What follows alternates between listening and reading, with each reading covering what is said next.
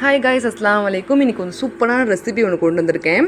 அது ஹெல்த்தியும் கூட, ரொம்ப டேஸ்டியும் கூட. வாங்க என்னென்னு பார்க்கலாம். ஒரு கிளாஸ் அளவு ஃபுல்லாக பச்சை பயிறு எடுத்துக்கோங்க. அதே கிளாஸில் பாதி அளவு பச்சை அரிசி எடுத்துக்கோங்க.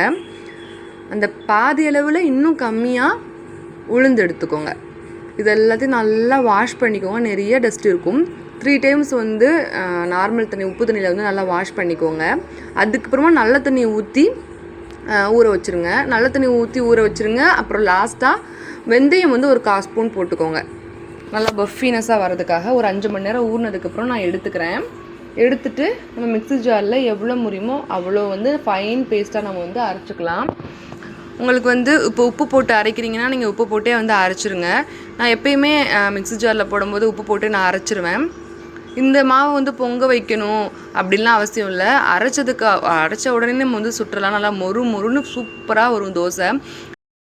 இந்த ரெசிப்பியில் நிறைய பெனிஃபிட்ஸ் இருக்குது. ஹேருக்கும் ரொம்ப நல்லது, ஃபேஸ்க்கும் ரொம்ப நல்லது, உடம்புக்கும் ரொம்பவே நல்லது. இந்த பாசிப்பயிரில் ரொம்ப நிறைய பெனிஃபிட்ஸ் இருக்குது. நாங்கள் எங்கள் வீட்டில் அடிக்கடி செய்வோம்.